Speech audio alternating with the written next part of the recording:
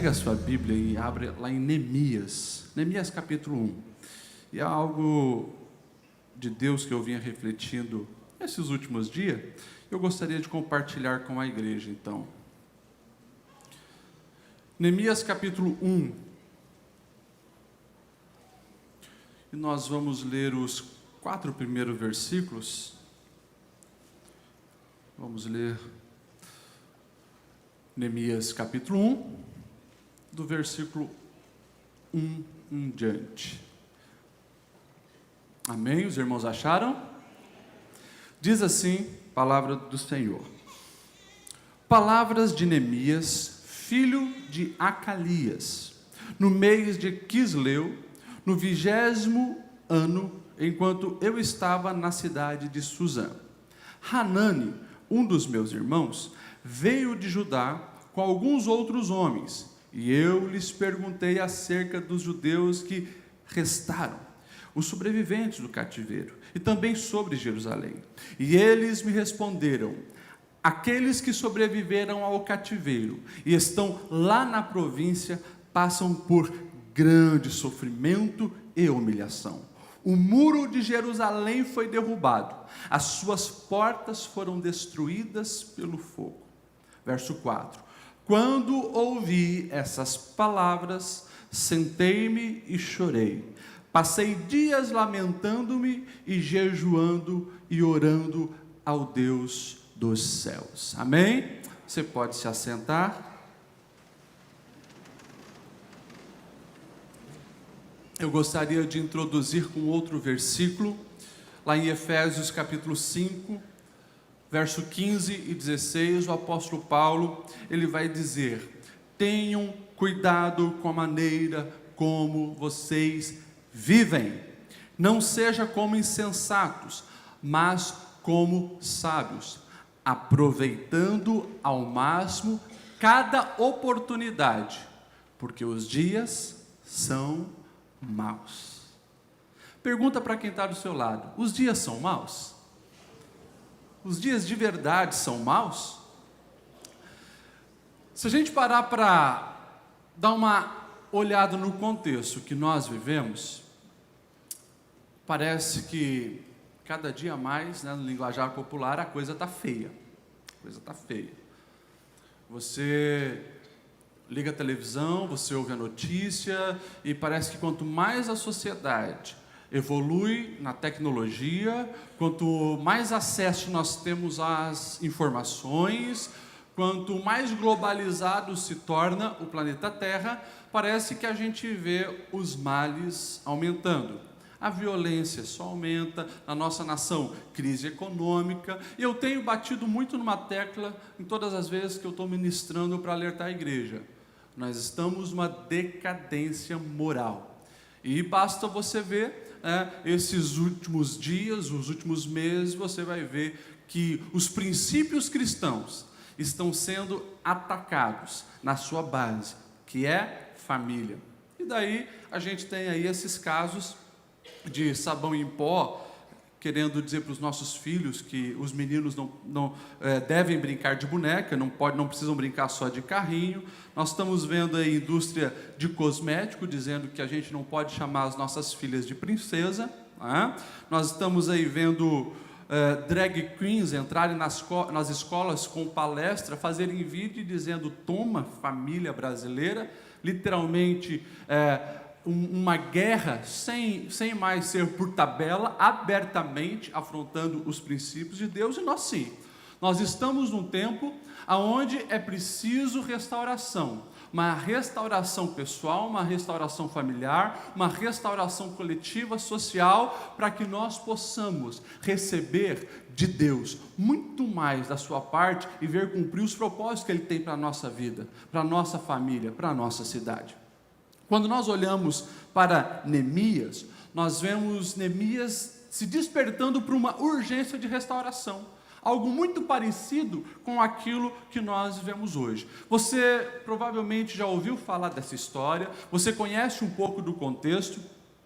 Nós sabemos que por volta do ano 586, o ataque final, a destruição final do Império Babilônio contra o povo de Deus, contra Judá. O povo de Israel já havia sido destruído, agora só estava lá o povo de Judá. E vem Nabucodonosor com a Babilônia, e eles literalmente são um instrumento de Deus para punir o povo de Deus que havia abandonado os princípios eternos. Isso a gente sabe. E Deus mesmo tinha falado através do profeta Jeremias que 70 anos haveria de cativeiro. E assim acontece. O povo de Israel é levado para o cativeiro, e lá nós temos histórias fantásticas, como você já ouviu a história de Daniel, Sadraque, Mesaque, Abdenego. Você conhece essas histórias. Sabemos que depois de 70 anos, um outro império se levanta, né? Um tio e um sobrinho que eram rei, Dário e Sírio, eles unem-se força, o Império Medo-Persa, né, conhecido literalmente por essa expressão, o famoso Império Medo-Persa, eles unem-se força, derrubam a Babilônia, e a política deles era muito diferente. A política de domínio não era trazer os cativeiros para servir aqui. Eles deram liberdade, inclusive para o povo judeu que estava cativo na Babilônia, de voltarem para a sua terra. Então nós vamos ver pelo menos 3 levas voltando para Jerusalém, os judeus saindo da Babilônia e indo para Jerusalém. Nós vamos ver a primeira leva com Zorobabel, que é aquele que Deus levanta para restaurar o templo. Nós vamos ver uma segunda leva com Esdras, que está aí na tua Bíblia também o livro de Esdras, chamado para restaurar a lei e o culto ao Senhor. E nós vamos ver então essa última leva com Neemias, que o propósito era esse, de restaurar os muros. Neemias, ele estava lá servindo no Império Medo-Persa. Ele estava servindo o rei de uma maneira muito destacável. Neemias, ele era copeiro do rei. E se nós estudarmos um pouco a história, nós vamos ver que na antiguidade o cargo de rei sempre era um cargo muito ameaçado. Era um cargo muito cobiçado, então ele tinha alguns opositores, principalmente da sua família. Os seus parentes podiam querer se levantar, porque tinham sangue real também, e queriam destituir o rei. Tinha também o general do exército. No caso do Império Romano, lá atrás, tinha o Senado, que tinha uma força. Então o cargo de rei sempre era um cargo muito ameaçado, e praticamente na antiguidade todo rei tinha o seu copeiro. O que o copeiro fazia? O copeiro fiscalizava se a comida do rei não estava envenenada, que era uma das formas mais comuns de se matarem o rei, envenenado. Então ele bebia o vinho do rei antes do rei beber, ele comia a comida do rei antes do rei comer, para ver se não tinha nenhum veneno e o rei pudesse sobreviver. Neemias conseguiu alcançar esse cargo de extrema confiança. E provavelmente não era apenas o copeiro que provava a comida e a bebida do rei. Provavelmente, por ser uma pessoa muito próxima, também tinha influência sobre o rei.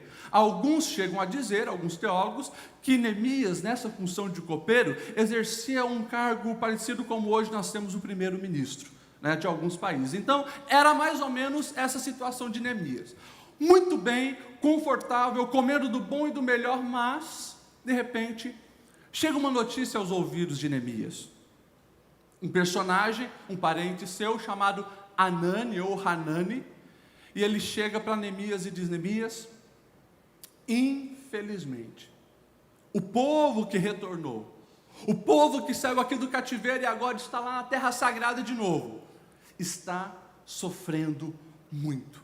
Não há segurança, não há paz, não há estabilidade. Os inimigos cruzam o nosso território o tempo todo, zombando da gente, ridicularizando do nosso povo. A terra dos nossos pais está sendo profanada. Quando Neemias ele ouve aquilo, o texto diz que o coração dele se aperta, e ele começa a lamentar e a chorar, a orar, e entra num jejum diante do seu Deus. E aqui eu já quero fazer uma ponte para a nossa realidade hoje. Nós olhamos as nossas vidas, nós olhamos a nossa sociedade, nós olhamos as nossas crianças, as nossas escolas, a nossa economia, a nossa política, a nossa profissão. A gente consegue realmente ver que os muros estão caindo. As famílias não têm mais aquele amor, aquela vontade de estar perto. As famílias sentam na mesa, não tem mais o diálogo. cada um parece que está com uma barreira, né, chamada celular, WhatsApp, fica ali, de cabeça baixa, as redes sociais tirando o tempo das pessoas, os entretenimentos tomando todo o tempo das pessoas e, literalmente, os muros que protegem a família estão ruindo. Quando nós falamos da nossa vida social, nós estamos mergulhados numa sociedade altamente egoísta, cada um preocupado só com o seu umbigo. Uma sociedade que não estende a mão mais para ajudar o próximo, uma sociedade que quer trabalhar apenas para si mesmo, alcançar o topo, independente do que precisa se fazer para chegar lá. Olhamos para a nossa política, nem precisa dizer que esses muros estão todos destruídos. A gente olha para a nossa vida de brasileiro, a nossa vida de blumenauense, a nossa vida de cristão. Muitas vezes os muros da nossa espiritualidade também estão ruídos. E a pergunta é: o que nós precisamos fazer para que haja uma restauração na nossa vida, na nossa família, na nossa sociedade? O exemplo de Neemias, ele nos dá algumas preciosas luzes, alguns preciosos orientação. O que realmente precisa acontecer para haver a restauração? E a primeira coisa que precisa acontecer é Deus encontrar um coração que se importa. Você pode perguntar para o outro vizinho agora: você se importa? Deus precisa encontrar um coração que se importa, para que comece a restauração. Olha só na sua Bíblia o versículo 4 que nós lemos: quando ouvi essas coisas, sentei-me, chorei, passei dias lamentando, jejuando e orando ao Deus dos céus. Neemias, ele sentia a dor do seu povo. E sabe o que mais me chama a atenção? O que mais me chama a atenção quando nós olhamos a história de Neemias, é que Neemias, ele não pisou em Jerusalém. Neemias não nasceu em Jerusalém, foi levado para o cativeiro e agora estava levando. Não, Neemias foi aquele que nasceu no cativeiro. Olha só, que importante papel os pais de Neemias exerceram em colocar no coração daquele menino que cresceu lá na Babilônia e depois do Império Médio-Persa, as leis de Deus, os propósitos de Deus, a promessa que Deus lá atrás tinha dado a Abraão, de colocar eles numa terra para dominar, para serem frutíferos. Aquilo estava no coração de Neemias, ele não se esqueceu daquilo, e quando ele ouve que os muros da cidade sagrada estão destruídos, ele sente aquela dor, ele se compadece, ele fica ali indignado, chorando, jejuando. Para que aconteça a restauração, é preciso sentir aquilo que Deus sente. É preciso chorar por aquilo que Deus chora. Se você deseja ser usado por Deus, e esse é o propósito, talvez você veio aqui no domingo à noite e está dizendo: pastor Lediel, eu acho que a tua palavra não foi a certa, porque meu coração está aflito, eu estou angustiado, eu sou a última pessoa que deveria me levantar para propor uma restauração. Ei, a palavra de Deus é muito clara, é na nossa fraqueza que vem a força dele sobre nós. É quando a gente se enxerga, a gente lamenta, mas é aí que a gente ora, a gente chora. É que Deus, mesmo na nossa fragilidade, Ele nos capacita e nos levanta. Estava lá, alguns meses, Neemias chorando e se lamentando, até que ele ouve a voz do Senhor. Porque Deus olha para aquele coração e percebe: ali tem alguém que se importa, ali tem alguém que realmente quer fazer a diferença. Ou você acha que Neemias era o único judeu que estava em um bom cargo no Império Médio-Persa? Não. Bem provável, tinha muitos outros judeus, muitos outros também sabiam da situação que estava lá, a terra sagrada, que estavam os muros de Jerusalém, mas ali Deus encontrou um coração que se importava, alguém que chorava por aquilo que realmente está no coração de Deus. Talvez, na sua família, você consegue olhar para alguns quadros de destruição. Talvez você vê um parente, um irmão, um sobrinho, um tio, e você olha para aquilo e parece que nem eles estão percebendo do caos que está lá alojado. Mas o que Deus precisa é encontrar no teu coração alguém que se importa, alguém que está disposto a chorar, a orar, a realmente sentir por aquelas pessoas. Nós precisamos olhar para as nossas crianças do Brasil, independente se você tem filho pequeno na escola ou não, a gente precisa estar indignado. Se o teu filho está numa escola pública ou numa escola particular, você não pode se conformar com a ideologia de gênero batendo nas nossas portas, palestras sendo dadas na nossa escola e a gente cruzar os braços. Ah não, não é na escola do meu filho, então não me importa. Como não se importa? Aquelas crianças que estão sendo confundidas não são preciosas para o Senhor? A gente não vai se importar o que está na mídia, o que nossos filhos estão assistindo. A gente não vai se importar com nada. Vamos ficar ali só olhando para o nosso umbigo? Enquanto o caos está alojado ao nosso redor, Neemias, ele se importou. E quando você olha para a história de Deus, na vida de cada ser humano, o povo de Deus, as nações, você vai ver que todos os heróis da fé eram pessoas inconformadas com a realidade que eles estavam inseridos. Estava lá um gigante zombando do povo de Deus, o exército acovardado. Até que um menino ruivo que estava lá na função quase de office boy, foi levar pão para quem estava lá na guerra. Ele ouve, quê? Quem é esse incircunciso filisteu para estar zombando contra o nosso Deus? Opa, se inconformou com aquilo. Não aceitou aquela zombaria, se posicionou, eu vou me colocar na frente dele para guerrear. E a vitória Deus dá, basta o quê? Uma atitude de um coração que se importa.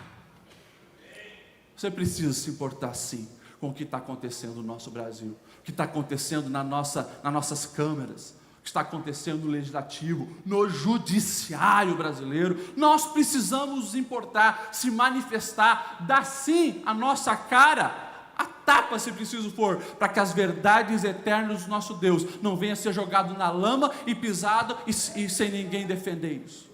Pastor, eu creio num Deus soberano.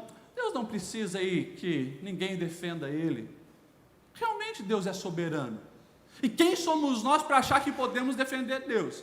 Agora, nós somos instrumento de Deus. É através de nós que o reino é implantado aqui nessa terra.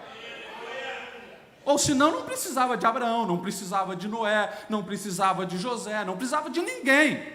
Se gente não precisa, então Deus conta comigo e Deus conta contigo. Faça com que o teu coração se importe. Como que acontece isso, pastor? Se aproximando do eterno. A gente só sente o que Deus sente se nós estamos na presença dEle. Pastor, o que mais precisa acontecer para que a restauração seja algo real? É quando Deus encontra alguém que está disposto a renunciar. Está lá, capítulo 1, verso 11. Nessa época eu era o copeiro do rei. Imagine, morando em Suzã, a capital do império que estava bombando na época. Copeiro do rei, cargo de confiança, protegido, ganhando uma boa renda. Estava na boa. Agora aquela dor consumia o coração de Neemias, e ele não se conformou com aquilo. Ele sabia que Deus o tinha chamado para essa grande obra, então ele se levanta e ele vai falar com o rei. O rei percebe que ele anda abatido, o rei percebe que Neemias não está no seu estado normal, sempre disposto, sempre alegre. Neemias, o que está acontecendo? Como posso eu estar alegre sabendo que lá, a cidade sagrada onde está o túmulo dos nossos pais, está sendo zombado, vilipendiado, ridicularizado? Não tem como eu estar em paz. E no momento certo, ele fala para o rei sobre o projeto que Deus tinha dado, pede a autorização do rei para ir fazer a diferença. Irmãos, todos nós, principalmente aí depois que a gente passa da juventude, a gente tende a entrar numa zona de conforto. A gente tende a se acomodar. A gente tende a, muitas vezes, cruzar os braços. Ah não, alguém vai fazer, outros vão. Sim, outros vão. porque o Senhor, Ele zela pelo seu reino, e vai levantar gente da onde seja. Agora, você vai perder a oportunidade de ser um instrumento de Deus, só porque quer ficar na zona de conforto? A gente precisa entender que para que aconteça milagres na nossa vida, milagres na nossa casa, diferença onde nós estamos inseridos, é preciso estar disposto a renunciar. É preciso estar disposto a renunciar a essa geração de entretenimento, onde tem tempo para todo tipo de entretenimento, é horas e horas assistindo séries, é horas e horas jogando videogame, é horas e horas, tem tempo para futebol, para os amigos, para o WhatsApp, para o Facebook, para tudo. Mas renunciar umas horas da madrugada para orar, nem pensar. Renunciar o meu jogo de futebol, né, para estar realmente ensinando a minha família ali sobre a palavra, fazendo um culto doméstico, nem pensar. Renunciar o meu conforto para ir lá na casa daquele meu parente que está com a família destruída, para ouvir, para falar e para mostrar que há solução em Jesus, nem pensar. A gente fica na zona de conforto, se esquecendo que de uma maneira ou outra, o caos que nos cerca, uma hora nos atinge. E oxalá, né, que assim seja, que alguém não seja tão egoísta como a gente, para poder estender a mão quando nós estivermos na pior. Nós precisamos sair da zona de conforto. E a gente só sai da zona de conforto quando a gente enxerga de fato a realidade. Não com os olhos naturais, mas com os olhos da fé. Se você pudesse ver as guerras espirituais que acontecem lá no seu trabalho, você entraria lá de uma maneira diferente. Não como um raquítico espiritual, mas você já estaria fortalecido para aquela batalha, para vencer. Se a gente enxergasse a realidade, que tenta todo dia confundir a mente dos nossos filhos com a programação da TV, você sentaria do lado e mostraria a verdade para ele. A gente precisa enxergar a realidade que nos cerca, sair da zona de conforto e deixar Deus cumprir os seus propósitos na nossa vida. Eu desafio você a pegar a Bíblia e pode procurar todas essas histórias que você admira de ponta a ponta, de Gênesis a Apocalipse. Eu desafio você a encontrar um herói da fé ou uma heroína da fé que não teve que passar pela fase da renúncia. Tem que passar por renúncia se você quer ver os muros restaurados da tua casa, da tua vida, dos teus parentes, da tua escola, da onde você está. Tem que passar pela renúncia e pronto. Eu reconheço que se eu estou aqui hoje, teve muitas renúncias de sonos confortáveis daqui, meu pai, da minha mãe, dos meus avós. Reconheço isso. Reconheço que muitas renúncias aconteceram. Hoje, muitas renúncias eu pratico para poder dar o bom e do melhor para os meus filhos, não apenas no material, mas também no espiritual. A vida exige isso. Muitas renúncias a gente tem que fazer. Eu tenho, toda quarta-feira, vocês sabem que eu estou nas escolas dando palestra, irmãos, é renúncia. Você vê professor olhando com um canto de olho para você, você enfrenta um monte de adolescentes que não estão nem aí para o que você está falando, né? Estão conversando e tal. Enfim, poderia estar fazendo outra coisa. Atividades para um pastor não falta, mas eu tomei essa decisão. Saí aqui da zona de conforto da Assembleia de Deus, do meu escritório aqui embaixo, vão para o campo de batalha lá fora. Lá a gente começa a perceber que os nossos professores aí do ensino público são heróis que merecem ser respeitados e incentivados. Essa é a verdade.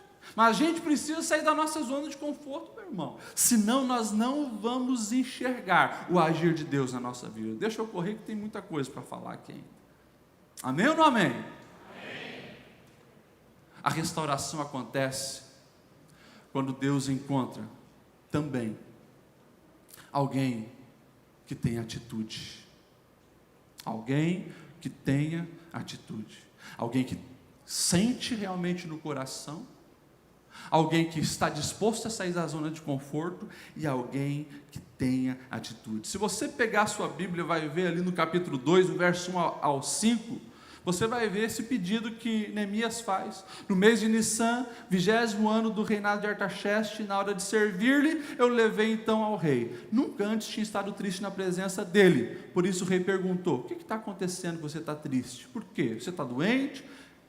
Com muito medo eu disse: Rei, viva para sempre. Como não estaria triste o meu rosto, se a cidade em que estão sepultados meus pais está em ruínas, e as suas portas foram destruídas? E olha só, o rei me disse: o que você gostaria de pedir? E aí ele aproveita essa oportunidade, se coloca na brecha. Sabe o que eu acho interessante aqui?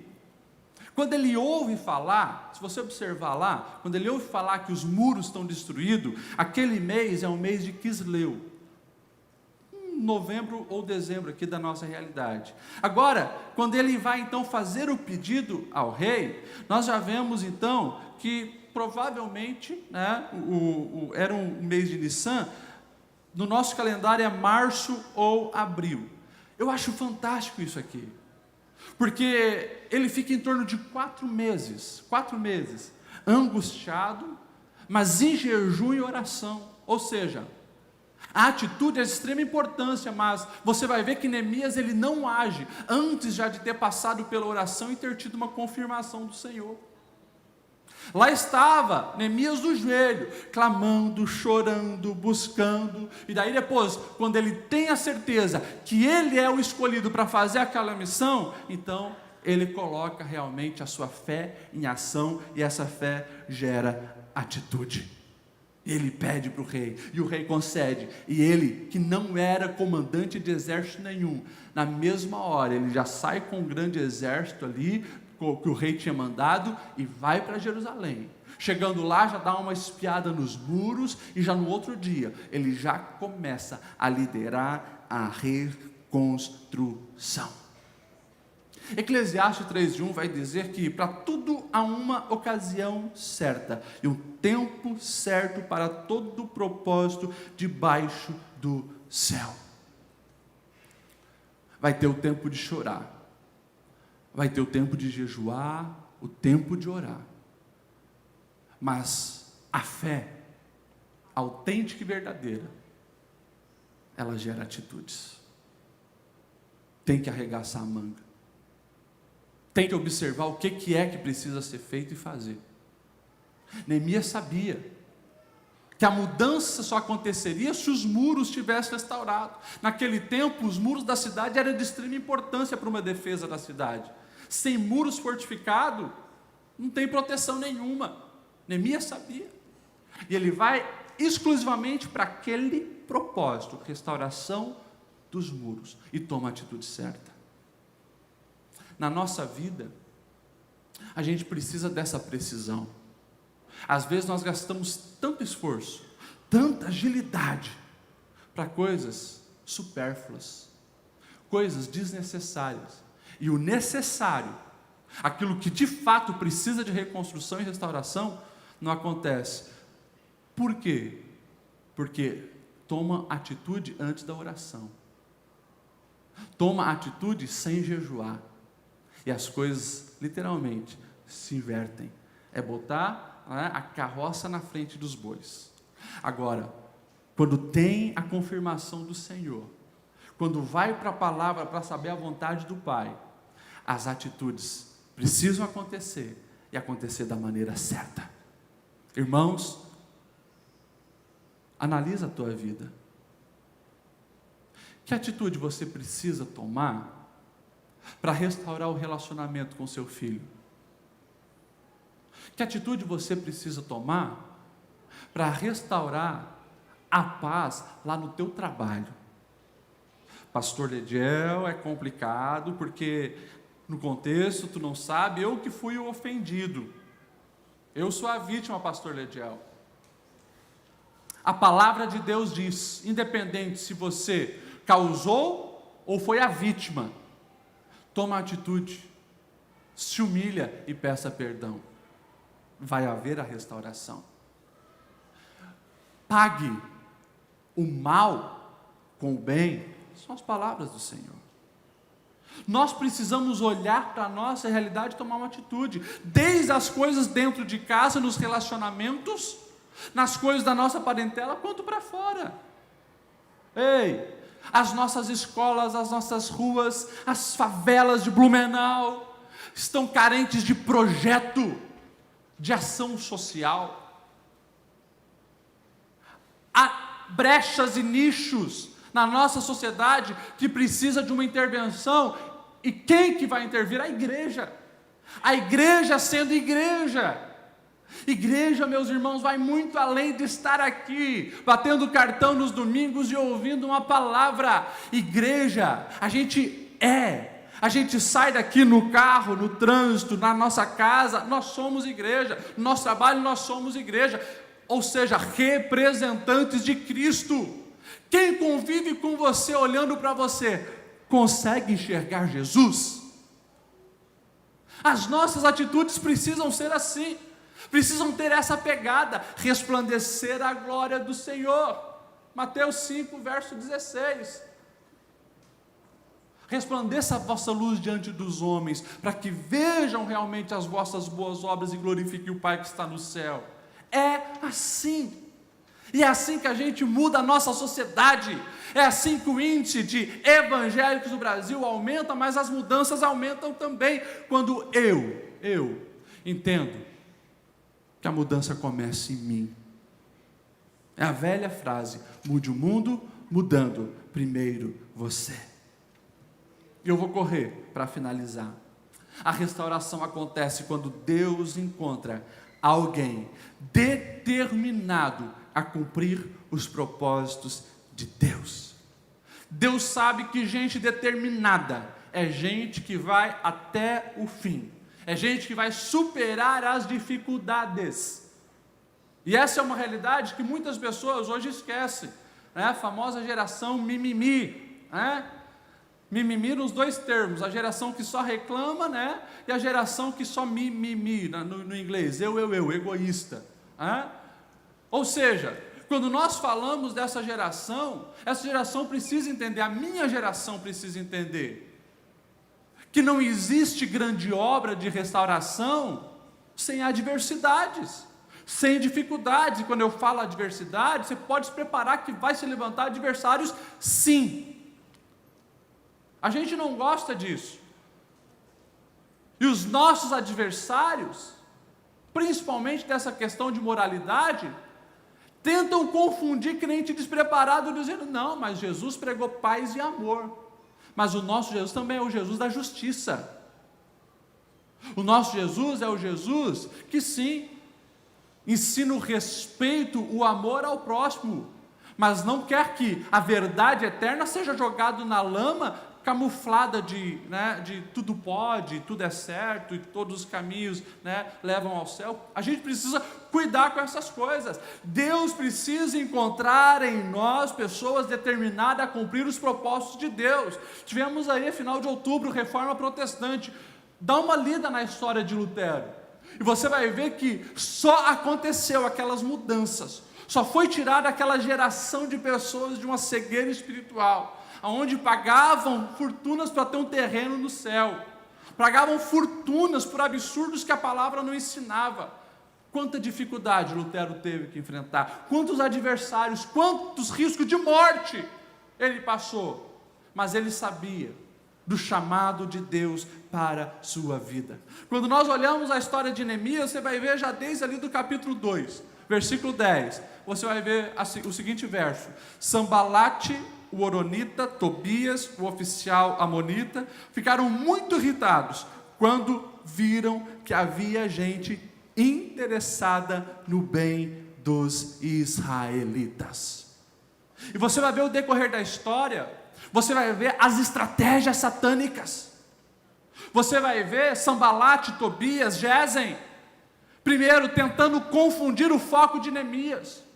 Neemias, eles mandam um recado: para com essa obra, dá um tempo, cara, vem aqui, tomar uma gelada com a gente, Neemias, vamos bater um papo legal. Está lá no capítulo 6, depois você dá uma lida.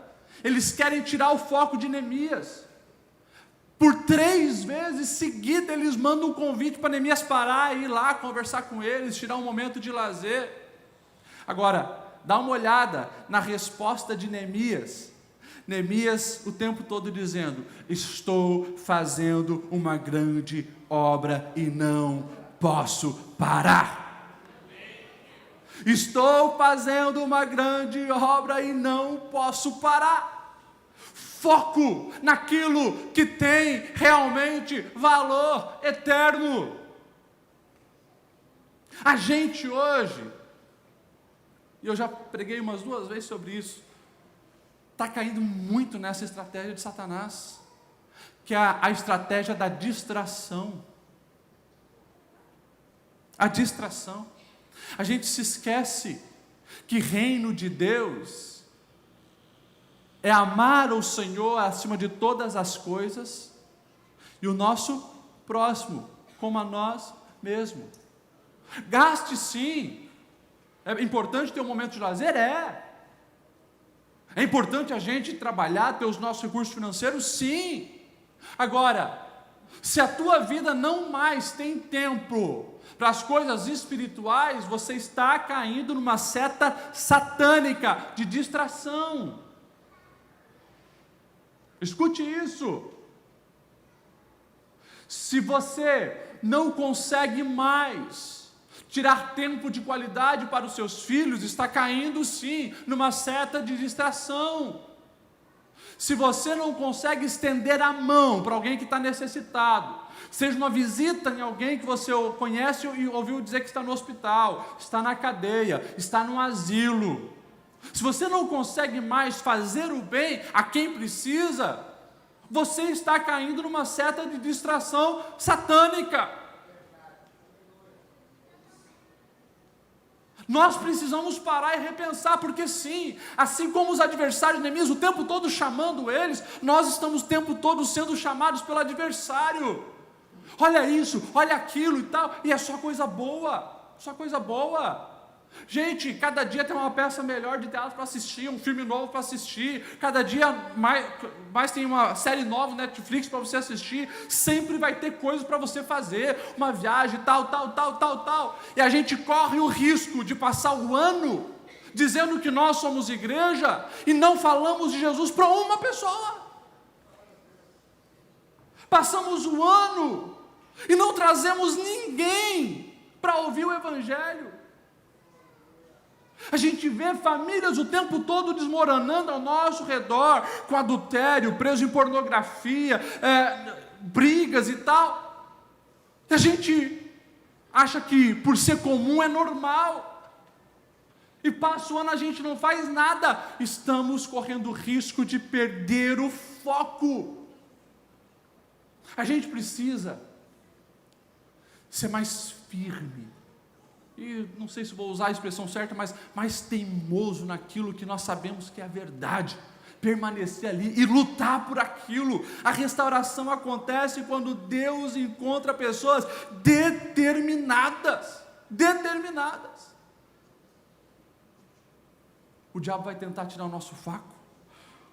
Vou correr aqui para a gente conseguir falar de pelo menos mais 2 pontos. O nosso adversário, ele vai tentar nos desanimar. Olha, se você depois tiver tempo, Neemias 6 e 9, estavam todos tentando intimidar-nos, escreveu Neemias. Olha só o que os adversários falavam: eles serão enfraquecidos e não concluirão a obra. Você pode ter certeza do que eu vou te falar. Se o teu casamento não está bom, quando você entender que Deus quer que você se levante como restaurador desse relacionamento, escute o que eu vou te dizer, vai ter adversário. Se ele não conseguir te desanimar pela estratégia, como nós vimos, de tirar o foco, ele vai usar literalmente o desânimo, setas malignas para tentar tirar realmente a sua coragem, o seu empenho, o seu entusiasmo de lutar por aquilo. O diabo vai dizer: não tem mais jeito. O teu marido é assim, foi assim, ele não vai mudar, a sua esposa já era, é assim. Eu nunca vi, alguém fazer o que ele fez ou o que ela fez, depois o amor voltar. As setas malignas vão vir. E se não houver uma peneira no teu coração, na tua mente, isso entra, isso te desanima e você perde as forças.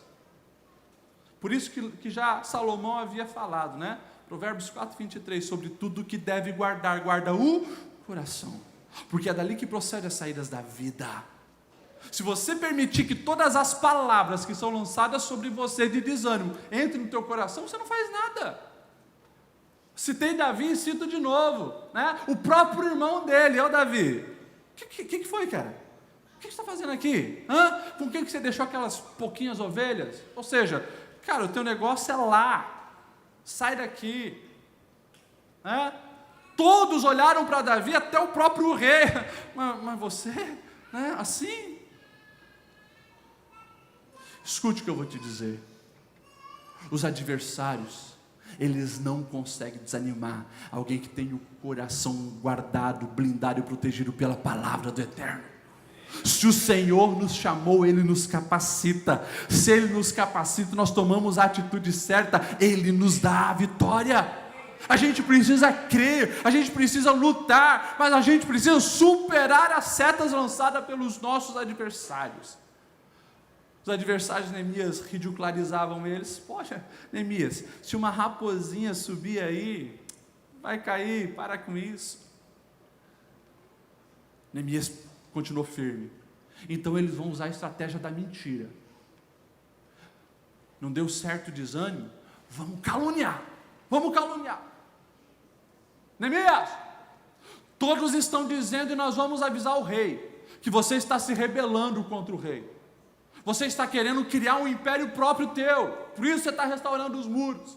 Olha só, a astúcia do adversário, e eles espalham esse boato até chegar no rei, que Neemias estava se rebelando. Neemias continua firmado no propósito, independente das mentiras dos adversários. Você vai ver que seta após seta, os inimigos perseverantes ali, tentando destruir, e Neemias firmado: eu tenho uma grande obra a fazer. Quando os adversários já viram que não tinha mais jeito, você vai ver isso lá no finalzinho do capítulo 6, eles tentam enganar Neemias com um traidor. O texto vai dizer que eles chamam um tal de Semaías, que era companheiro de Neemias, e diz: Semaías, você vai fazer o seguinte, você vai dizer que nós estamos para atacar Neemias, nós vamos matar ele, e você vai ter que levar ele para dentro do templo. Quando ele entrar no templo, você avisa para a gente mostrar para o povo que ele cometeu um pecado, ele não pode estar lá onde ele está, e nós vamos jogar o povo contra ele. E alguém que Neemias confiava, Semaías, chega para Neemias e diz: vamos, os caras estão vindo te atacar, Neemias, vamos se esconder no templo rápido. Eu gosto muito da resposta que Neemias dá no verso 11 do capítulo 6. Eu respondi: você acha que um homem como eu deveria fugir? Você acha que um homem como eu deveria fugir? E ele percebe que ali tem uma cilada satânica, uma cilada de engano, um traidor, e ele não vai, e ele se livra. 52 dias depois, luta após luta, o texto, se você olhar com detalhe, você vai dizer que tinha dias que eles não conseguiam nem parar para comer. Eles estavam com a espada numa mão, porque o adversário podia atacar a qualquer hora, com a outra mão construindo os muros, fazendo força um com o outro, de tão tenso que era o momento, mas não desanimou, e foi usado por Deus para fazer uma grande restauração. Quero que você se coloque em pé nessa noite. 52 dias depois, os muros estão todos prontos, as portas estão erguidas e fechadas, e os adversários, com medo, angustiados, e assim termina o livro de Neemias.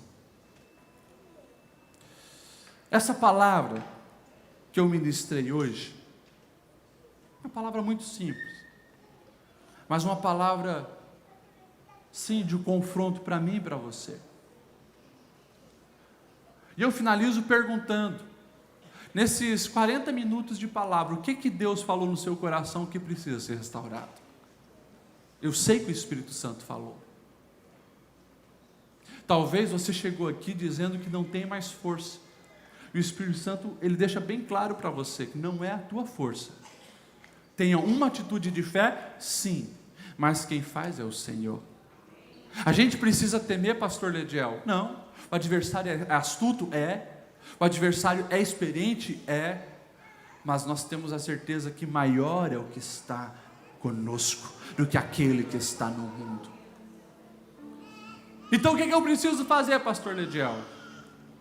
Sente a dor do coração do pai quando ele vê a destruição que está acontecendo ao seu redor.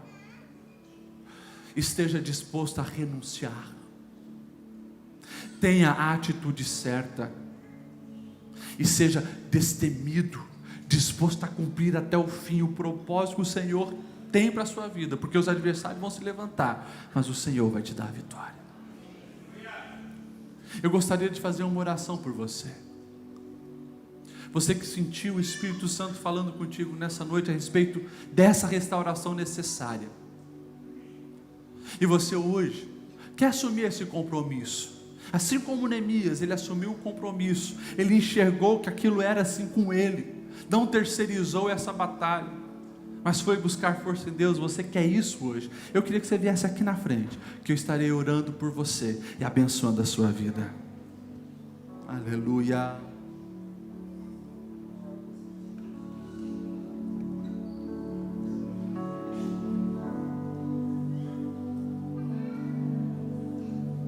Como Blumenau precisa ser impactado pelo povo de Deus.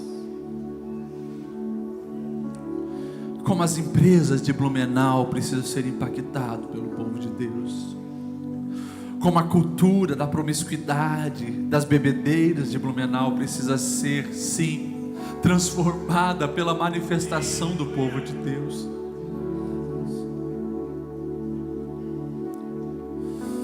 Oh, aleluia. Dá um passinho mais para frente, está chegando mais gente. Quero passar o pastor Nilton, pastor da igreja. Ele vai fazer essa oração. Ele vai abençoar a sua vida nesse momento.